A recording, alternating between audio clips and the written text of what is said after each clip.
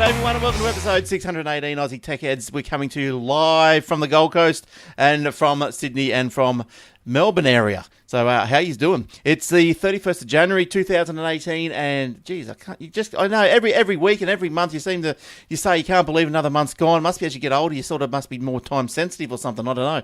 But another month is gone. The first one of the year. So I hope you did something well with it. Hope you had some holidays and you're all back at work now. We guys are back doing the show. We've got Mr. Holidays back this week, so it's great. It's good stuff. We are brought to you by startnewcompany.com.au. If you want to register your company fast, easy and direct with ASIC, jump onto that website and register away.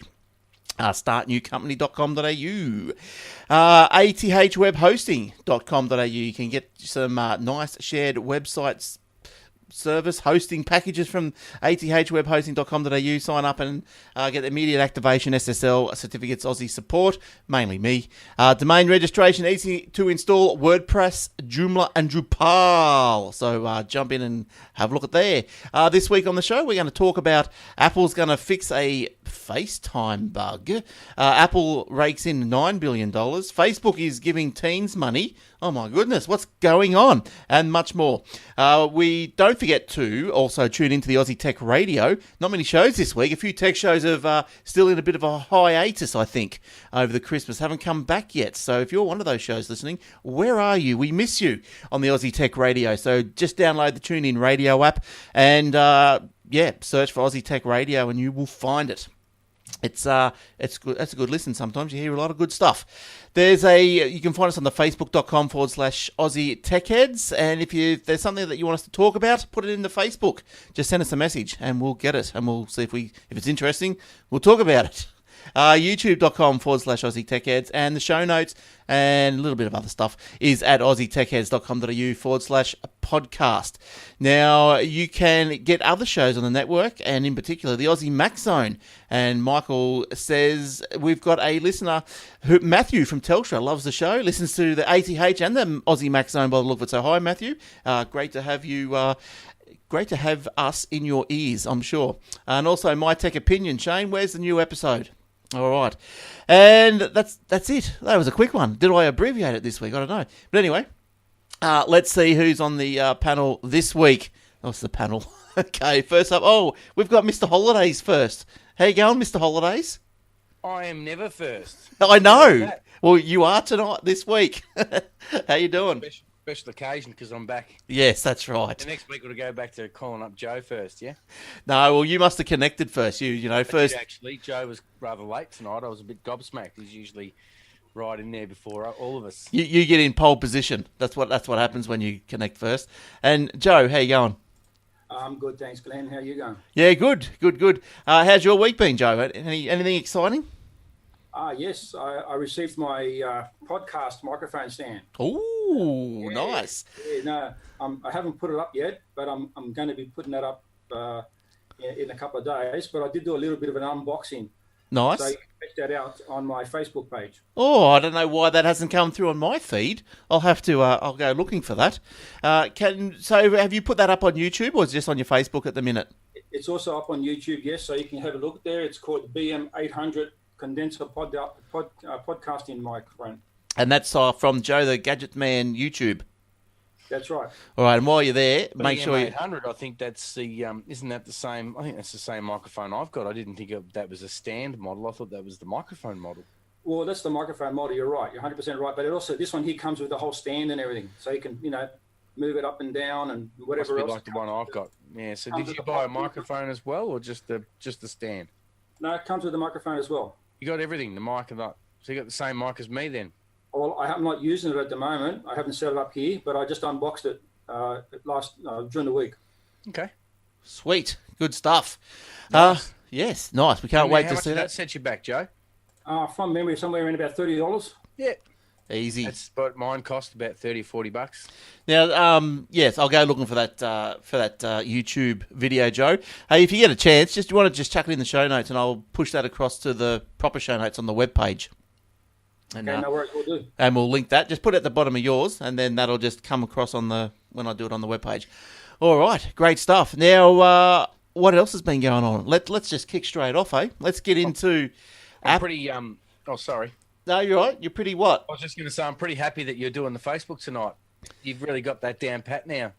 Yes. Well, I think Made me having to do it.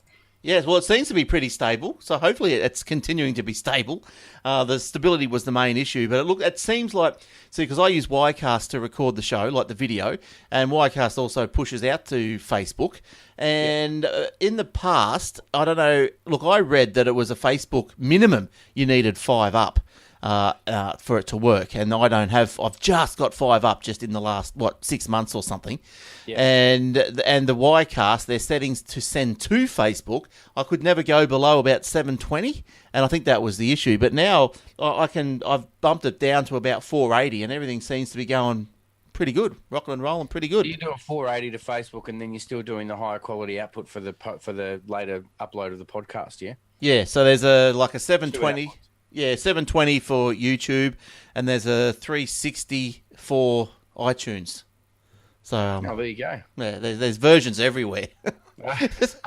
Just imagine. Maybe now that you've got that sorted, I've got all this extra time on my hands. I should look into getting this call center thing going, where we can get our people to call in and have their say. Yeah, that's something that sort of has just perplexed us for a while. Look, I used to do it, but it was a bit cumbersome. It was through Skype, and I used to had Skype set up on another computer, and pretty much like Leo on the Twit did. He had his Skypeosaurus, and it was 5 or 6 computers, because you could only run Skype, one instance of Skype on each computer. So you had 5 or 6 computers feeding into your mixer. It was a bit of a nightmare. I can do it pretty easy. I've got it set up already. We've just never found the right application to do it with, whether we do it with Facebook Messenger or Skype or something like that. Yeah, I don't know. Well, because there used to be a good one called this Talk Shoe. That used to be good. But, what was that? It used to be one called Talk Shoe, but I think it died. Talk Shoe. Yeah, so it was good. Yeah, we could register an Aussie Tech Heads Facebook page so we can have Messenger. But didn't we figure something out with that? That didn't work properly because people had to be your friend or something. But not many people were going to want to go on this. Well, hopefully a lot of people would want to go on, would want to call in the show, but it would only require the ones that want to call in to befriend that page. Maybe we can look into it. Yeah, look, if you want to if you want to hear your voice on the show, you can leave an audio message on the website. You can. Yes, just there's a couple of buttons there somewhere, and you can just leave a message, and if you've got a microphone, just record it, and we'll get it, and we'll post it. Yeah. All right. Cool. Apple. Now, look, there's a couple of Apple stories this week, and I don't. Why does Apple suck you into into their universe, and so you just want to talk about them all the time? Is it lack of other stories to talk about? I don't know, but anyway, Apple is going to fix a FaceTime privacy bug. This is probably pretty serious. Just quietly, I don't know what you guys spoke about last week. Did you talk about this last week or not? No, I don't think we spoke about the FaceTime bug. No. Okay. No. I've just got something I'll add to it when you're done then. All right. So Apple is going to issue a software patch for a bug that lets the iPhone users hear audio from users who have not yet accepted a video call. So that's pretty bad. I think a couple of weeks ago we were going through the same thing. Microsoft had an issue. I can't remember now what it was. And you think, why doesn't this get picked up in the... Was it where you installed the update to Windows 10, it wiped all your data, wiped all the user data? That might have been it. And you just think to yourself, why hasn't this been picked up in the beta testing? And same with this thing here with Apple. Like, surely, do they not beta test all these updates and changes? And why don't they? And if they don't, why aren't they? And if they are, why aren't they picking something like so simple up? Like, I get they might not be able to pick up a security issue or a flaw, but something pretty simple like that. Let's test the FaceTime. Let's test the FaceTime. Oh, hang on, I can still hear Joe on the other side. Oh, we haven't even. It's like a Seinfeld episode. But anyway, the bug was able to replicate, allows an iPhone user placing a call using Apple's FaceTime video calling feature to hear audio from the recipient's phone, even if the recipient has not yet picked up the call. The bug appears to rely on Apple's group calling feature. So, it looks like they've just tossed it all together for the moment, and they're going to put a patch and then re-enable it. So the bug also broadcasts both video and audio from the recipient's phone. So this is the group the group FaceTime, where Apple said, "We're aware of the issue and have identified a fix that will be released shortly." Apple's group FaceTime was temporarily made unavailable. Yeah, blah, blah, blah, blah, blah. So yeah, well, to add to that, I had that. What was it?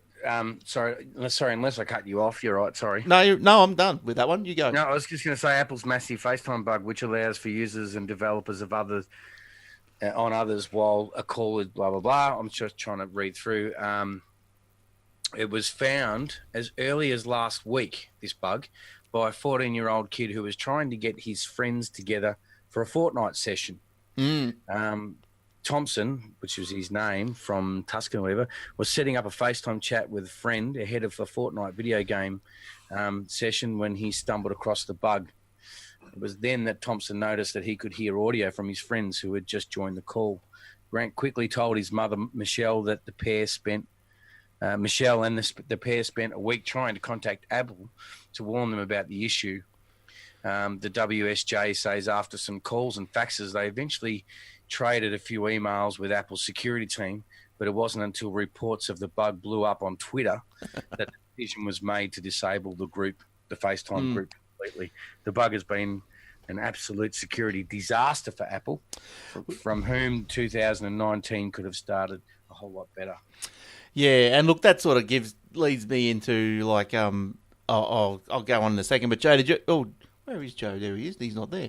I was going to go into, remember the old POFs that we used to do back when Mark was on the show, the POFs, the piss off factors.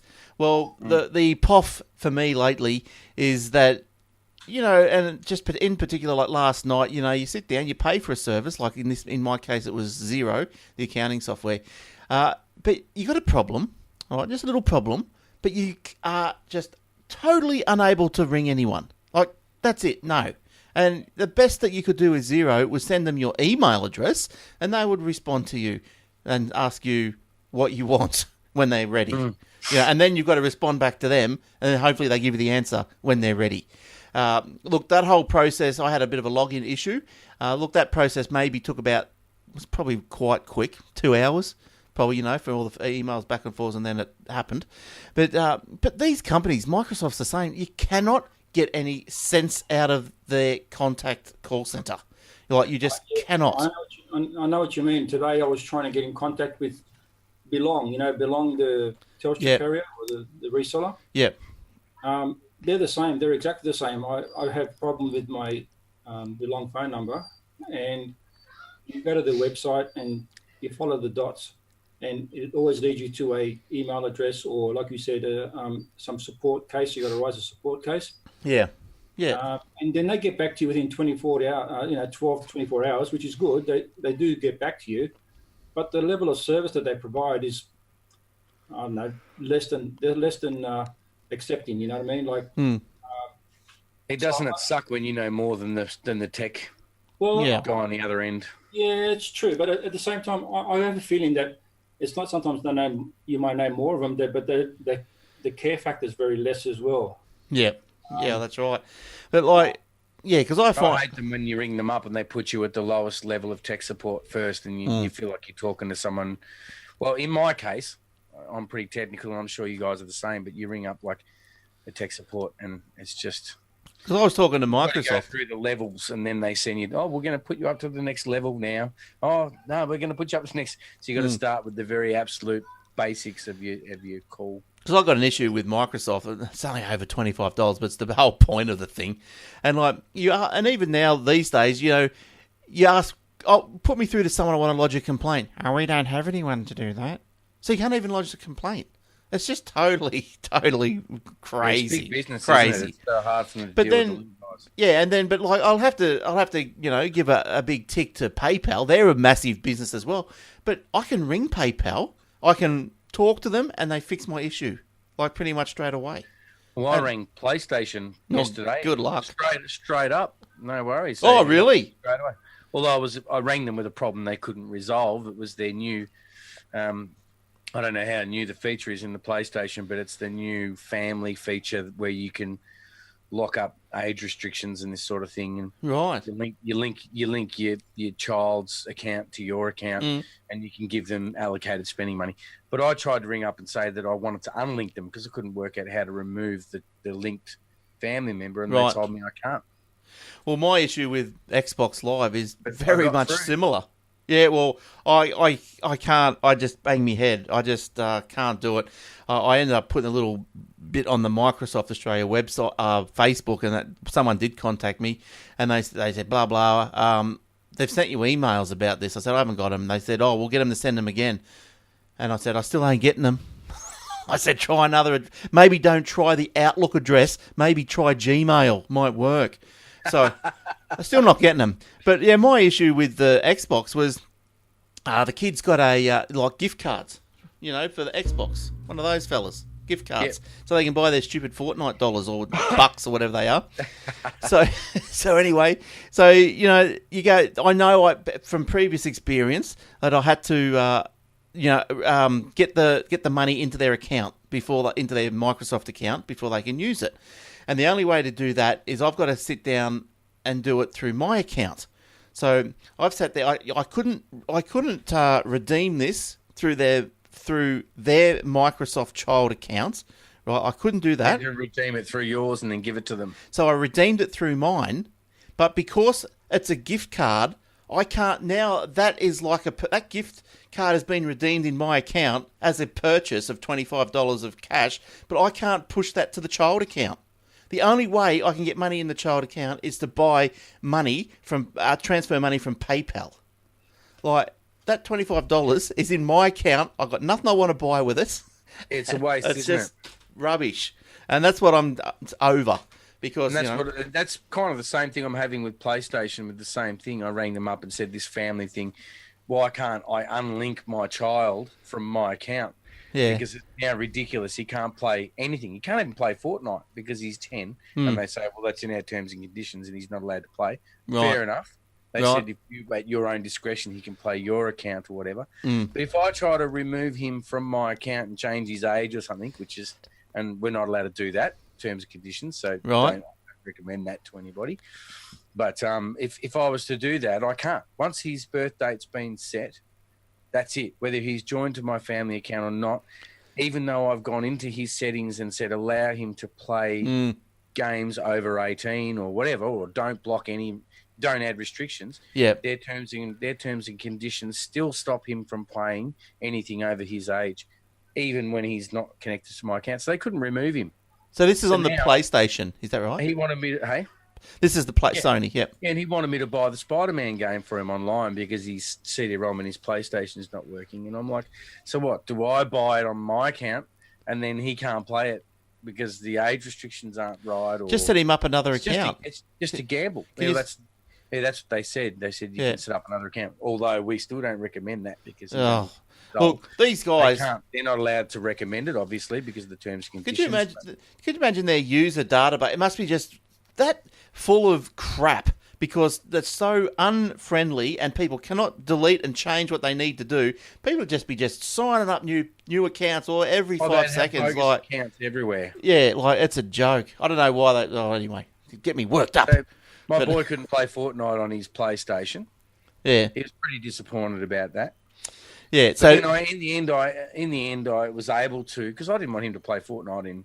He had to play under another account. He's bought all his V-Bucks and all his under his account. So when I set up Fortnite on my account, it automatically used my PlayStation Network username and all my stuff. And then I realised, all right, well, I have to go, and I found a way to go into the Fortnite game and disconnect my PlayStation from the new account, which then allowed a login window to pop up on the PlayStation, and I was able to sign in with his account. So now he can play Fortnite under my PlayStation account. Yeah, it's a mess. On his own. It's just such a stuff around. So for anybody that's not quite technical-minded, like a mum or a dad or something, they've got no hope in hell of getting around. I've tried to put three... No hope in hell. I've tried three over the last 6 months. 3 times I've tried to put $15 into the Xbox child account, and apart from the 25, and 3 times I've had to ring Microsoft and be on the phone for at least half an hour. It's So I'm just not. I just told the kids, don't bother coming to me asking for V-Bucks anymore. Yeah, so We're you finished. spend $25 on them, and then they keep you on the phone for $20 worth of your time. Yeah, yeah. And then but anyway, talking And Fortnite. it ends up costing you 50. Yeah, that's right. But talking about Fortnite, we'll get to you in a sec, Joe. Is that all right with the story? You go for it. Have I'm you- all good. Keep it moving. Have you got anything to add about gaming consoles? You got any frustrations? I have frustrations, but not on gaming consoles. Okay. All right. All Look, right. talking We about might not go down that path. We'll leave that to your own. As I was saying before, with Belong, the mobile provider. Yeah, with that, the frustration I have is that I did try and call their 1300 number. And it leads through, makes you follow the dots and everything. And then when you get to the end, it normally asks you if you want to, customer support for mobile or broadband or whatever, or other. I thought, okay, I'll go mobile. I need mobile support. I follow the dots and they keep referring you back to the website. I love it. Hey, you gotta love it. So I thought, okay, I'll try the broadband, see if there's anyone there. Follow the dots on that one, and that led me to the website. I said, okay, I've got to go other. I might be able to speak to somebody. So I went other, and that also led me to the website and didn't even answer my call. So I was really frustrated over that. I remember when I worked for the National Bank, how customer service was just drilled into us every single day. We had the care project. The customers are really everything. We had all these things going on. Not now. They at the door. That's where they want you. And now I've got a service which I don't get any phone calls on. I can't make phone calls on, and I can't any text messages. I can't receive text messages, and I can't ring anyone to fix it. I've got to get back in the queue. Yeah. And I've been dealing with this for the last 2 weeks or so. Yeah, that's hopeless. That's hopeless. Don't go Belong. I wouldn't if I were you. Yeah, well, that's a big cross against those guys. Yeah, so look, but we're just talking about Fortnite and all that sort of stuff. Did you know that there was a Fortnite tournament that was on? Now, I posted this up on the Facebook page, but I'll tell you, tournaments. Is there really? I didn't know that. But these tournaments were all they had commentary and everything. They were quite interesting and entertaining. But the Summer Smash was held at the Australian Open this year. And the Summer Smash was split into two tournaments. One main solo event for the Australian pros and amateurs, and a pro-am featuring the Fortnite personalities and celebrities. So the Epic Games put it on, and they put in quite a big prize pool. 500,000 was up for grabs for the solo tournament. First place in the solo event would go away with 100,000, and there was 50,000 each for the runner-up and third place finisher. And the other money must have been split against the other ones. But, so the top 10 got some coin. So number 1, X2 Twins Jesse, he got the 100,000. I watched that. There's a video. Now let's see if I can get a look. I'll flash you up. That's the end scorecard there. If you're on the video. Now, if you're also on video, we've got to have a bit of a look at some gameplay. They are pretty good, aren't they? Like these little kids, they mustn't do much with their lives, but they're pretty good at playing Fortnite. Now, let's see if I can get any. If I push that up like that, does that come out all right? I can see it. Now wait for that ad to move. Here we go. Now we'll go up to right at the end here. We'll have a look at some action. There's 13 people left in the game. Now look, this just flies around. They build and so far. I can't even kill anyone. I can't even shoot straight on the stupid game. But my kids are into it. But look, it was entertaining to watch. I said they had commentary. It was quite good. They had different viewpoints because it was obviously a special platform that the tournament was run on, so you could see different views and all this sort of stuff. But look, there's a if you're into Fortnite and you want to have a bit more knowledge about this tournament, I did post a 7-hour video up on the Facebook page, and also is that how long the tournament went for? No, I think it went for longer. It was this was more of a compilation of highlights, or maybe it was even every game of every finals game or something. But it goes for 7 hours. So if you want your Fortnite fix, go and do that. But, look, it's not a bad game. I wish I could add more time to play it. I quite like it, to be honest. But yeah, so there we go. That's the old Fortnite. Yeah, so your kids are into Fortnite. Joe.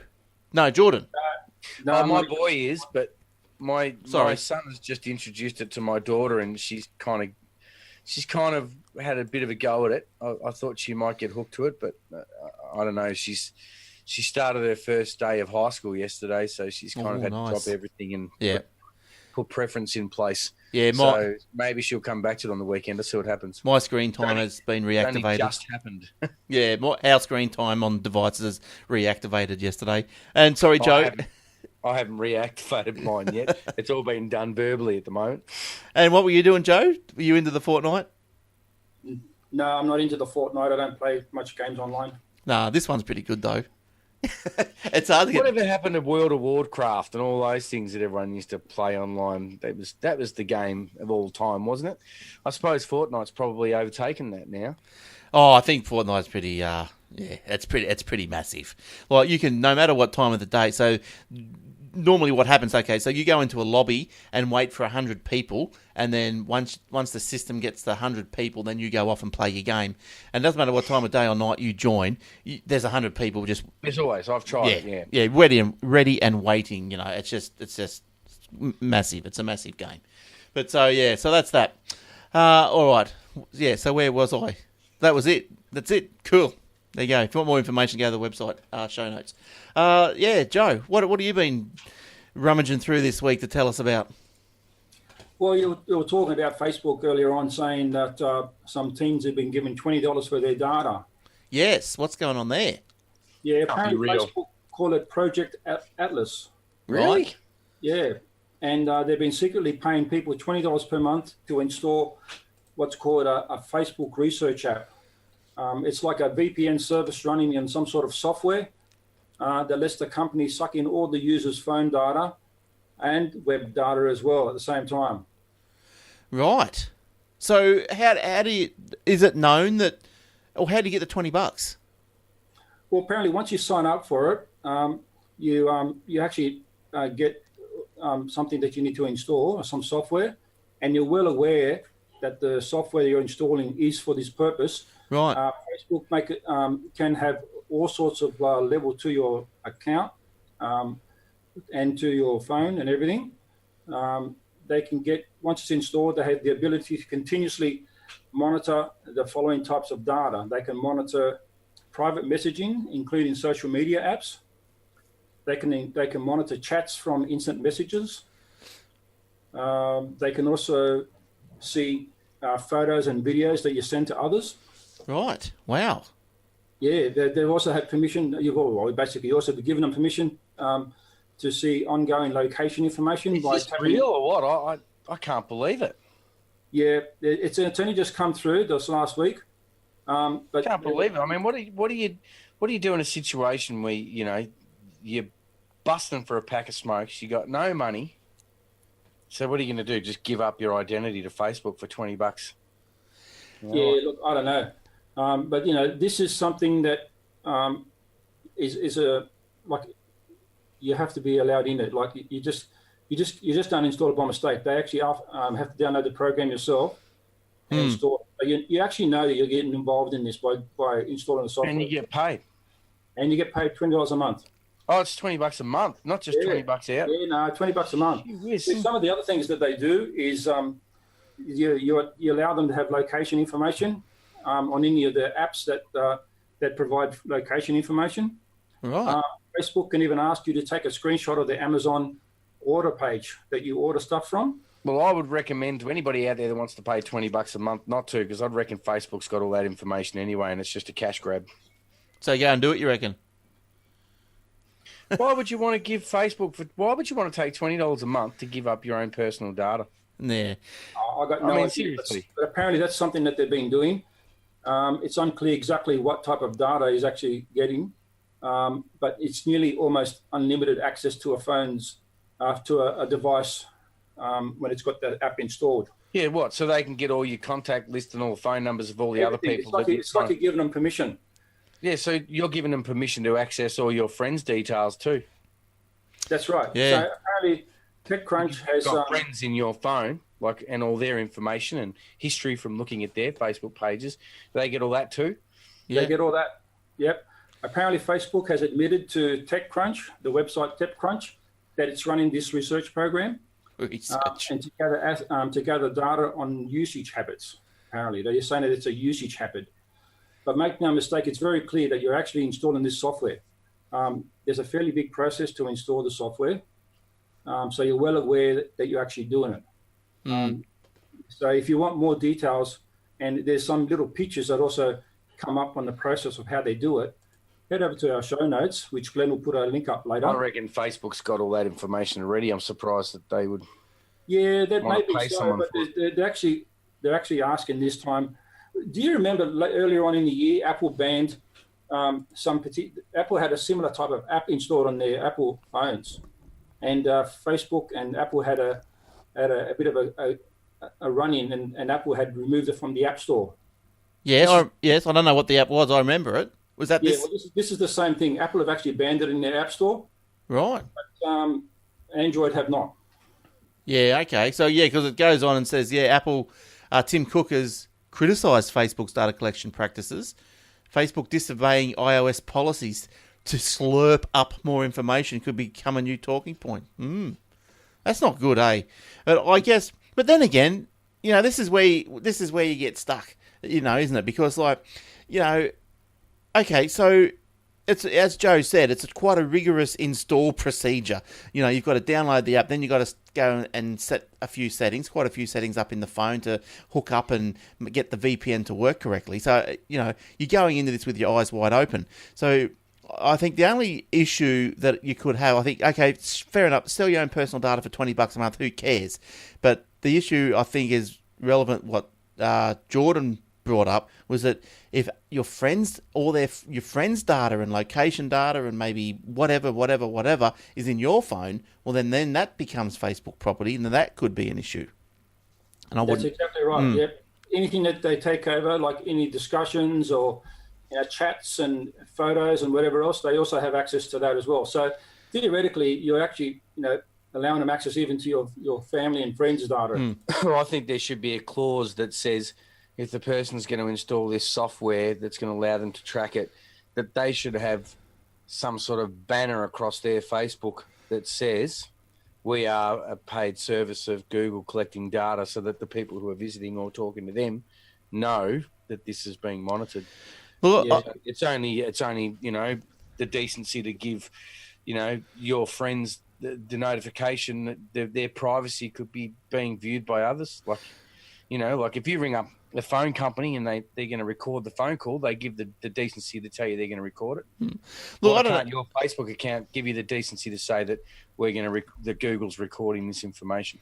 Well, I don't know about you guys, but I find I'm using Facebook less and less and less and less. Yeah. And especially to keep a track of what my mates and everything are doing.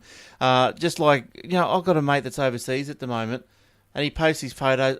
I scroll past them. I don't even care. Like, I just want to scroll to what I want to read, and mainly it's probably like news and just stuff like that. Or you got to go in and unfollow all the ones you don't want. Yeah, but I'll follow me mate, but I don't care about his holiday, eh? I just don't care. Like, having a good time, great, but I don't want to see pictures of bloody in a third world country. See you later. See, when I went on my holiday just recently, I made a group. Yeah. And then I just invited the people to the group that I thought might be interested. If they don't like it, they can leave the group. I wasn't invited. Oh, well, I actually brought to life an old group, and you probably weren't on it. Joking. All right, Joe. I probably could have. There's some great stuff on there. No, but I also, being that I went on a holiday, I thought I was probably being a little bit too precautious, because I've always believed that there's I see so many people posting on Facebook that they're on a holiday. I think, and I think, if you got a nice TV at home, I can go grab while you're away. Well, that and you'll probably find, Jordan. You probably find that even though you've got that private group, if someone in that private group has access to this app and they're actually using it, then everyone's data. That's right. But I do the group because I believe it just scales down. I mean, there's probably, how many friends have you got on your Facebook that you probably wouldn't, nobody has that many friends. There's a lot of associates on your Facebook that aren't your closest friends. So I think if you're going to go away or something, make a group and put your closest friends in it. Can't you organise your... Why are we talking about Facebook? But can't you organise your friends into different categories so then you just post to that category? You can. I made a family group. I just use them as categories. Yeah, so instead of posting it into the group, whatever. But Joe... It's just a group. Yeah, it's a group with all the family in it. Yeah. Yeah, but Joe, you got another privacy issue story, I think. I do. This one here, it's called Project Alias. And do tell.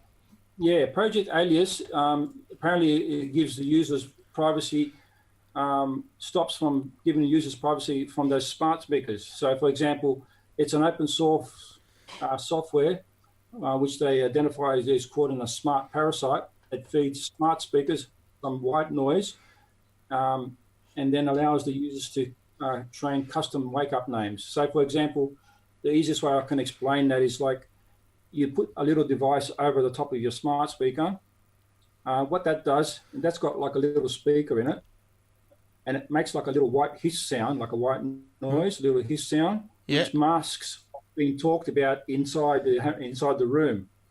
Right. So, in order to wake up your smart speaker, rather than say, "Hi Google" or "Alexa," you say something else, which is pre-programmed into the system. That then wakes it up, and then that then allows in the background to talk to Google, say, "Hey Google." That it's pre-recorded, so that also then says, "Hey Google," which then allows the speaker to work per normal. Right. So it turns off the white noise with something else, another word, and then you continue to say, "Hey Google" after that. Correct. So basically, that's what it's doing. It's got white noise happening in the background all the time until it hears the trigger word, which is the word that you can actually describe yourself. And well, that's a good invention, isn't it? Yeah. Well, it's actually up on this company. This has been developed by Bjorn Karaman and Tor Kudinson. I'm sorry if I said that wrong. If you're listening, if you ever listen to this, and it's a project in open source, and all the source code is available on the GitHub. And all the instructions are on Instructables on how to build this device. So it is open source, did you say? Yes, it's open source. Because I was going to say, isn't it really just trading up one listener for another? Yeah, basically it's open source, and you can build the project yourself, and all the instructions are instructable. Apparently, if you're keen to make this smart parasite, as they call it, all it requires is a Raspberry Pi and a 3D printed part, which is basically, something that you actually use to put on top of the actual device. Currently, there's instructions on how to file on files and for Alexa and for Google Home devices. However, the creators are saying that there's more compatibility coming in the way soon. No, it'll once someone does it, everyone will do it, and there'll be lots of companies making them and selling them. What does that tell you how much one of these little things are, Joe, or is it sort of just a concept? It's actually a working device. People who are interested can go to GitHub and look up for the project. It's called Project Alias, ALIAS. Right. And then they can actually build one for themselves. Everything's there for them to be able to build it. Yep. They can head over to Instructables, and then from Instructables there's pictures and step-by-step instructions on how to put it all together. Yeah, right. Yeah, nice. Interesting. Because I know you don't know what these things are listening to, do you? Like our little Google Mini goes off every now and then, as if you spoke to it. I don't know why, but it just goes one of those things, isn't it? Well, I don't think I've got anything to hide, so I don't care. Google can listen all they like. I've got a little Google-related kind of similar story. It's more of an add-on to what you've got there, I suppose. If you want me to. Yeah, go on. Blurt it out. Yep. It's more of a guy that did a test. So it's a very long article, so I'll just give you a few cliff notes and then I'll try and summarize. But it just says, I cut Google out of my life and screwed up everything. It said 3 week Google, whatever it was. It says, long ago, Google made the mistake of adopting the motto, "Don't be evil," in a jab at competitors who exploited their users. Alphabet, Google's parent company, has since demoted the phrase in its corporate code of conduct, presumably because of how it's how hard it is to live up to it. I don't even know why I had to read you that bit. Google is no stranger to scandal, but in 2018 was a ban a year. It covered up the potential data exposure of 500,000 people who probably forgot they were still using Google+. It got caught trying to build a censored search engine for China. Its own employees resigned to protest Google helping the Pentagon build artificial intelligence, and thousands more employees walked out over the company paying exorbitant exit packages to executives accused of sexual misconduct. And privacy critics describe Google's insatiable appetite for data, from capturing location information in unexpected ways. The practice Google changed when exposed to capturing credit card transactions, and a practice Google has not changed and actually seems proud of. I'm saying goodbye to all that this week as part of an experiment to live without the tech giants. I'm cutting Google out of my life, both abandoning its products and preventing myself technologically from interacting with the company in any way. But that could be a bit of a I don't know, not exactly fair income, because like you can say goodbye to Google entirely, but still get the same services from something else. Yeah, well, this is what he said. It goes on to read. It kind of says an engineer. I can't say his name. Drew or something, so I'm just going to say Drew. Sandstorm. Engineer Drew built a virtual private network, or VPN, for me that prevents my phone, computers, and smart devices from communicating with the IP address controlled by Google. This will cause some huge headaches for me, and the company has created countless genuinely useful products, some that we intentionally use and some invisibly. The trade-off, Google tracks us everywhere. I've seen that article, Jordan. I was going to look into it next week when I had a bit more time. Yeah, but it kind of goes on to kind of say how everything uses Google. So even when he cut himself off, because it is a long article, but even when he cut himself off from all these apps and completely cut out the IP address, he found that there was a lot of other apps that also use Google in the background to pull data from different sources, and the DNS servers and stuff like that, I guess. Well, basically, if you're using an Android phone, you're going to have to really log out of your account. And so if you log out of your account, you lose all your services. You won't be able to use your phone. You won't be able to WhatsApp anybody. It's all linked together. He got rid of his email. He got rid of everything. And I suppose his point is that you just don't realize how much Google's in your life. Well, not only Google, but Facebook and Amazon as well. Everything, but Google more. I mean, everything. Like even Facebook pulls search results from Google. You know. But so I think at the end of his article, it says a bigger drawback is that Google is really damn good at a lot of things it does, and I miss the things. For example, Duck and Go works for my internet search needs, but it isn't quite as spot on as Google search. And yes, it's privacy invasive that Google is mining all of my data all the time, but I love that when I get an email about a flight, Gmail automatically tells Google Calendar to pencil it in. Is that worth the trade-off? Millions of people seem to think so. So my overall impression from this week is that Google touches almost everything on the internet.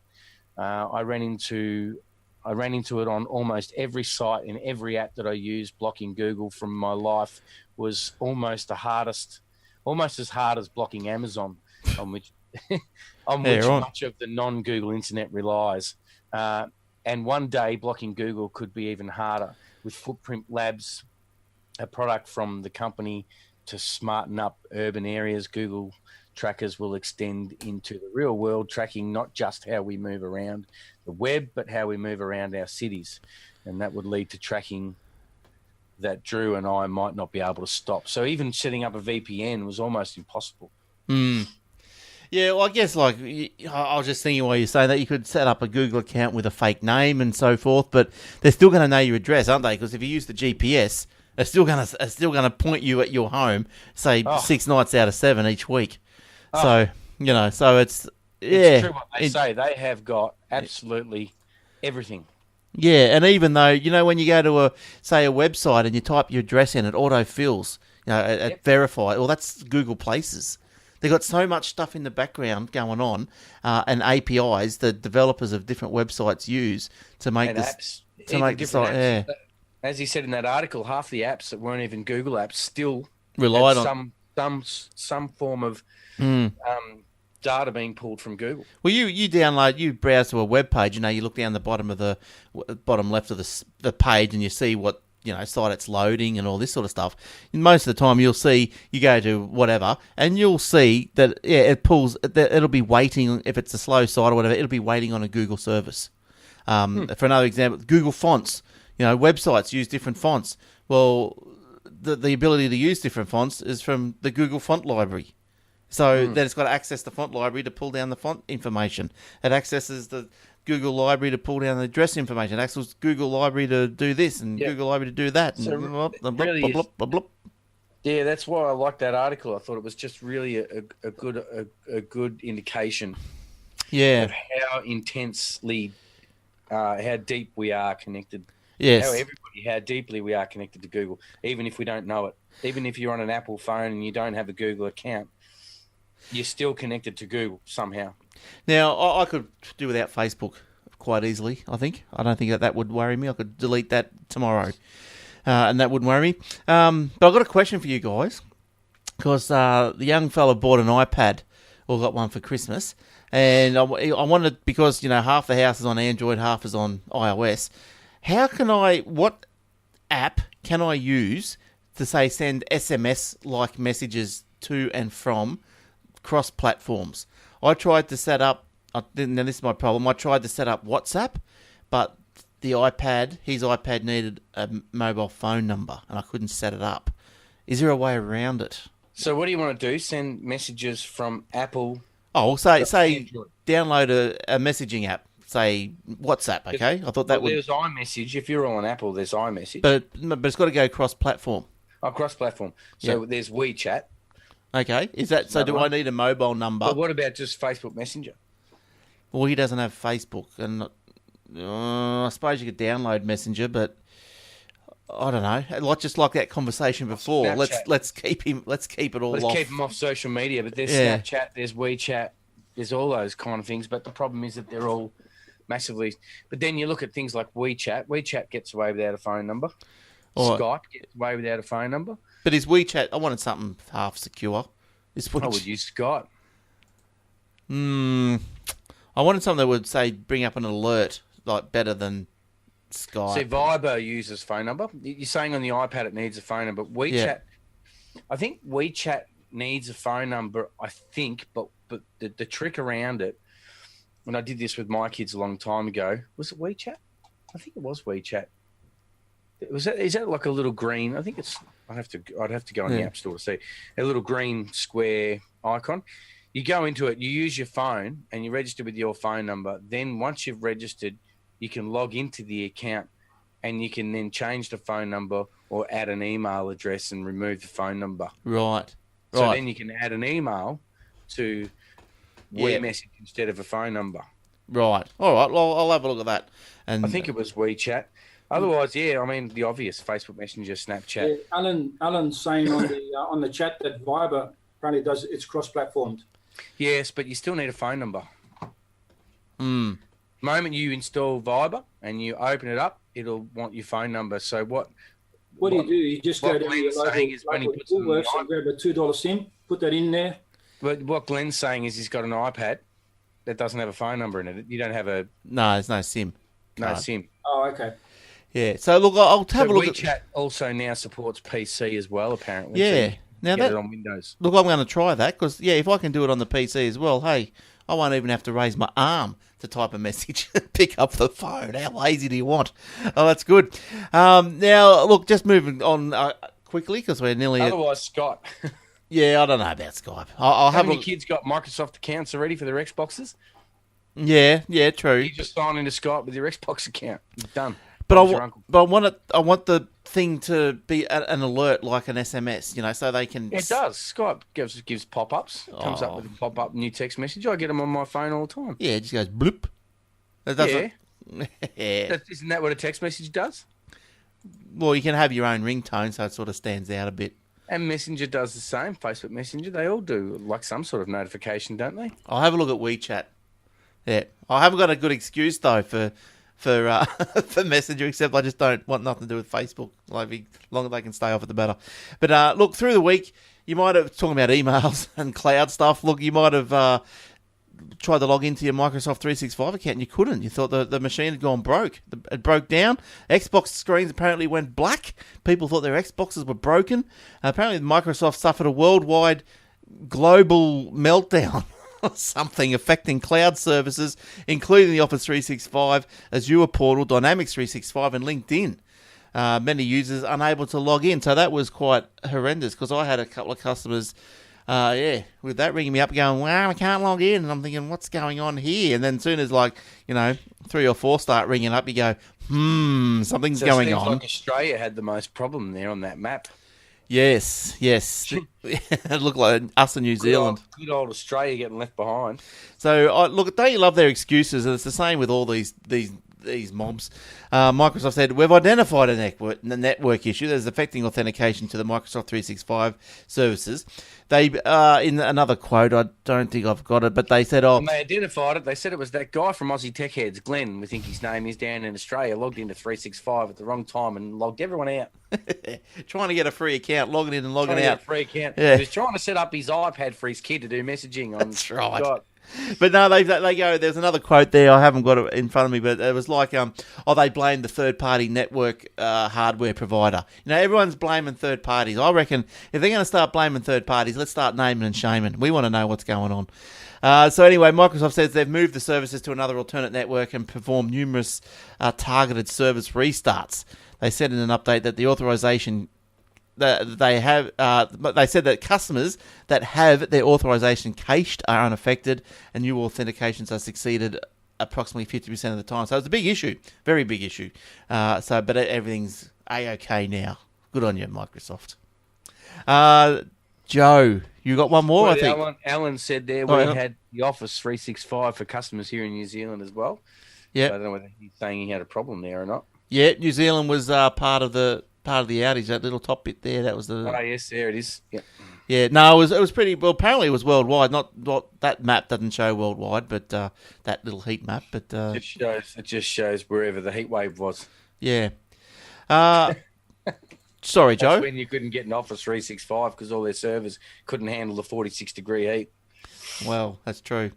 Joe, you got one more. I have.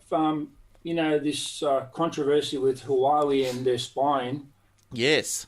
Yeah, well, apparently Prince Charles, he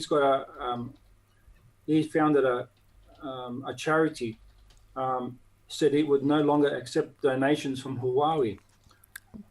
Yep, that's probably fair enough. Yeah. Well, it's a fairly big donation that they were giving. Apparently Prince Charles Trust was founded in 1976 to help disadvantaged young people in Britain. Yep. Said to have received £490,000 from Huawei since about 2007. Right. That's about $1 million. Yeah, that's a fair bit of money from them. But I guess, so the US government's pretty much banned them. The Australian government's banned them. They obviously don't just ban them because they come out of China. They're banned. There's got to be some sort of substance to the decisions. Well, you'd hope. Well, there seems to be some overwhelming evidence reported to suggest something is going on. Yeah. One of the most serious ones is Main Manzuhu, who's right. Financial Chief Officer of Huawei and the daughter of Huawei founder Ren Zhengfu. Apparently she was arrested in Canada on December the 1st at the request of the United States over alleged violations of US sanctions on Iran. Right. That was long ago. Yep. She's currently under house arrest and China is demanding that she be set free. Right. Yeah, some Polish authorities earlier on this month also arrested Huawei executive on spying allegations. Geez, arrested suspicion against Hawaii. So that was another one. As you said, the United States and its allies, including Australia, have restricted Hawaii from working on the next generation 5G mobile networks. I know that Optus has banned the use of Huawei equipment in their core network. Well, TBG, there's a story here. And apparently there appears to be that they'll be going with Nokia equipment for 5G this time around. Yeah, well, I read a story about the TPGs that had to abandon their build of the mobile network. And apparently they were going to use Huawei stuff all through, and apparently now they can't use it. They've just said, "Oh, we'll just abandon it." Apparently it's too expensive now. I don't know if they're just having a big cry about it, but try and get some public sympathy, maybe. I don't know, but they said, "No, we've dumped 100 million into it or something already. We're not going to dump any more into it if we can't use Huawei. So you guys go get stuffed." I reckon too bad, too sad. That's it. That's the rules. So live with them.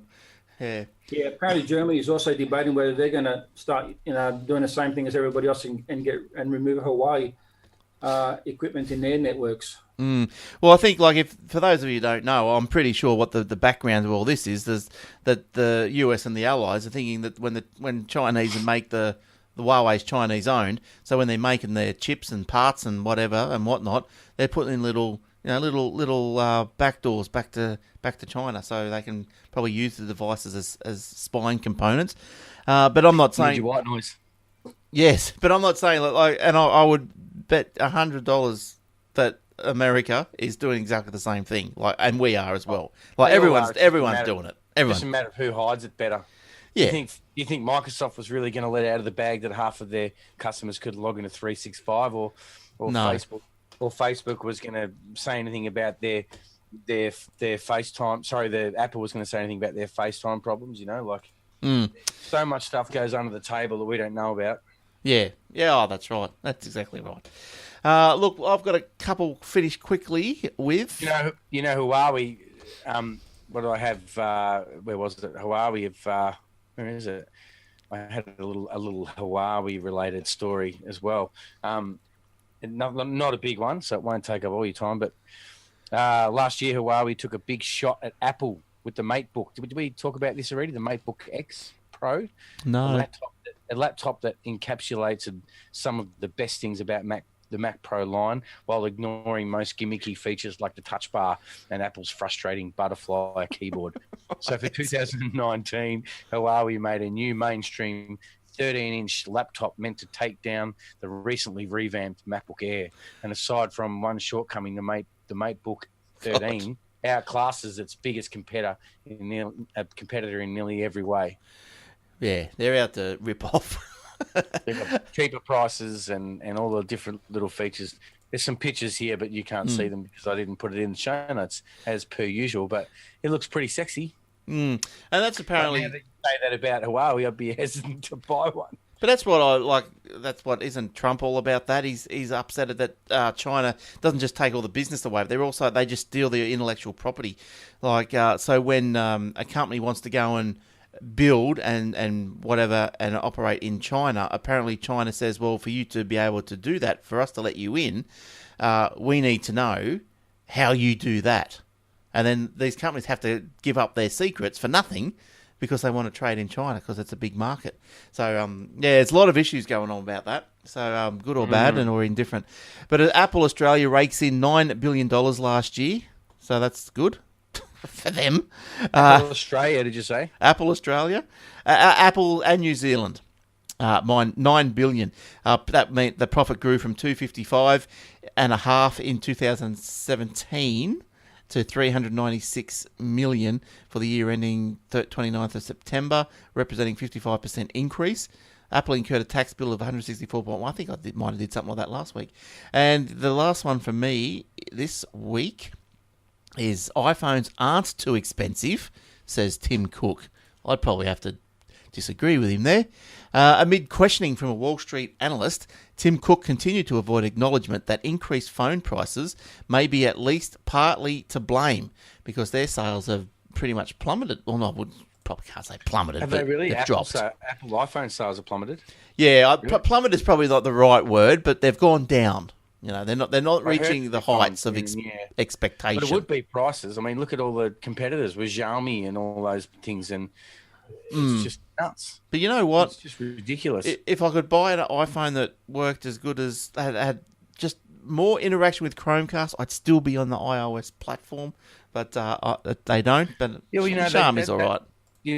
I heard it was the funniest thing. I heard someone complain about Apple on the radio. I can't remember what radio station it was. It was just a normal commercial radio station, one of the hosts was probably sounded like they kind of wanted to sound like they knew what they were talking about, but probably didn't know what they were talking about. But they're like, oh, Apple's losing sales, and it's because they never change anything. It's always the same. I'm telling you, they're losing. Sounds like us. And I'm like, she sounds like she knows what she's talking about. Not. Yeah.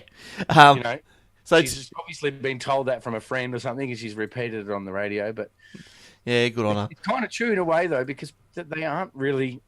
No, to me, they're not evolving. They keep releasing the same. That's right. Stuff, but just newer versions of it. I think we've been saying that for years, since 2012. After innovation's gone out of it. Well, after Steve Jobs left us, I think give a year after Tim Cook's role, we could see nothing's going on here. Nothing.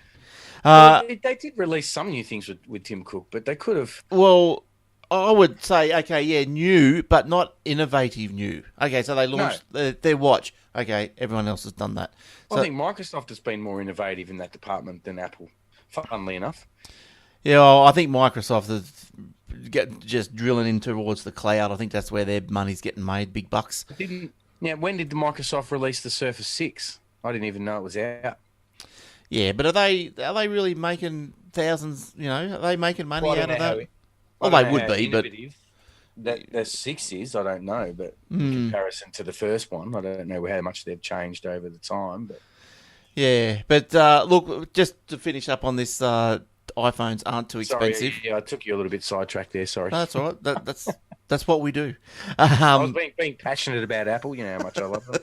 So this guy, analyst Steve Milanovic of Wolf Research, asked Tim Cook whether he believed that the iPhone lineup may be priced too high. Tim Cook said no. Tim Cook added, I do think that price is a factor, but only in the sense that foreign exchange adjustments and a decline, blah, blah, blah, blah, blah, blah, blah, blah. They're too expensive, Tim. That's my problem with them. And I think, and he went on and he crapped on. He went on and he said things like, the phone... everyone's keeping their phones for longer. That's why the sales are falling. Everyone's keeping them for longer. That's what they always say. Yeah, but they're not. No, they're not. Because they're slowing down their phones after a year anyway. Yeah, exactly. And plus, I didn't. I went and bought a Xiaomi because I could buy 3 Xiaomis for the price of one Apple. One Apple. Yeah, so I could sit on 3 and crack them before. But Apple has always been expensive, though, in every aspect of all of their devices. They've always been, and that's always been their thing. And people have even always said to me, "Oh, but Apple's more expensive because it's better." And I'm like, it's not necessarily better. It's just that they've managed to pull the wool over your eyes and price for so long that you believe that the price is high because it's better. Look, I think that I don't know. I think that the phones could be better. Or, I don't know. It depends what... You can't just go better than Android because Android, there's Samsung, there's Xiaomi, there's whatever. There's heaps of them. There's Oppos. So it's better than Android. It's not really... No, yeah. But, look, overall, I think like $1,000 odd for this iPhone 10. I think... Really? Well, if you're upgrading every year because your phone's slow, call it every 2 years, and your phone's $1,000. That's $1,000 a year if you do it yearly, or $500 a year if you do it. Yeah. Every 2 years. That's almost the price of your car registration you're paying every year. I was just going to say that. Have a phone. I was just going to say that. Yeah. You want to pay for innovation, then get your innovation. If you're not getting your innovation, and you're not getting your money's worth. Get out and get something new. I was going to say that if you had to spend $500 every time your insurance premium comes around, and you complain about it, you complain up and go, "Oh, I that's don't want right. to pay that much. Why is my insurance? It's gone up this year. Yeah, it's gone up this year, $100. Well, Apple goes up 100 years, and you'll get $100 a year, and you'll go out and blow your money on it, and you don't complain at all. Yeah, that's right. But look, I like the phone. I do like Apple phone. I like the way they look. I like the way they feel. The iOS isn't too bad. It's just that it just doesn't do it for me at the minute. Just the functionality of the iOS operating system. But yeah. Yeah, it needs a little bit more. It's too slimline, isn't it? I'd like it to interact more with different products around the home and stuff. What do you think, Joe? Any thoughts on anything? Well, Alan just said he said that you said devices are certainly lasting 3 to 4 years. Did you just say that? Yeah, I think devices are lasting a little bit longer. They are. Well, they got caught for slowing them down, so they probably are. Yeah, and plus they had that replacement battery thing that they got going. But yeah, it's just like PCs, isn't it? The same thing. Like PCs, you get old PCs now, and you can put Windows 10 on something. And they keep going. Yeah, that's right. But I do think that the iPhones are the price. The price is a factor for me, at least, anyway. So I'm sure it's got a few other people scratching their heads when they asked to pay I've got an $1,500. i7 here that under my table that I bought was my first i7, and I bought that. I reckon I bought that. Oh no, I reckon I bought it easily 10 years ago. Easily. Yeah, right. What generation is it? Oh, probably one of the first generation ones. It's early days. I think it's got DDR2 in it. Yeah, right. In the machine. And I put it aside and I bought a new machine because I thought it was getting slow. And then the other day, my kid wanted to play Fortnite on the PC. So I put it on that and it didn't play. It was a bit glitchy, so I bought a bigger video card. It plays fine and it's got Windows 10 on it. It's running as fast as the one I bought, the new one. Yeah. So it should. I don't think Windows 10 does slow your computer down. No, it depends on what it is. If you've got a little Celeron chip in it, it might. But anything like, what did you say, an i7? And that's still... An i7. Yeah, should go... Still goes fine. Well, this system I'm running here now is an i7 4th generation. And we're up to 8. So what is it? I don't know, a generation a year or generation every half year? I don't know. Yeah, it's probably 8 to 10 years old, the one I got. It was one of the first i7s. It cost me big bucks back in the day. And, I just installed Windows on it with Fortnite and away it went. I'm thinking, why did I even bother upgrading? That's right. Good stuff. All right. Any comments on anything, Joe, before we go? No, I'm all right. No? You're just dreaming about your new mic stand that you're going to plug in this week? Yeah, I'll put it together this week on my desk here, and I'll probably use it next week. Cool. All right. Well, don't forget to go and have a look at Joe's unboxing. I've seen he has put the link in the show notes, and those show notes will be up fairly soon. So, Alan just said, put an SSD disc in, and you'll be laughing. So it's so true. I never put it. I have. You know what? I'm a tech guy, and I've never used an SSD operating system. No, go and put one in. Are you serious? He said if I put an SSD in that old i7, it'd probably fly. I probably could have upgraded the video card and upgraded the SSD, and it would have been as good as what I've got now. Oh, you got to have an SSD. And my newest PC now still only has 1 terabyte normal. Yeah, Jordan, you'll find that the SSD will speed up your computer so much. I bought one of the old Dell laptops maybe 10 years ago for my son, and it started slowing down. So I ended up getting him a SSD, put it in there, whack Windows back on, and it's just increased the speed twice as fast as it used to be. It's just noticeably different. Yeah, definitely noticeably different. Boot up and everything.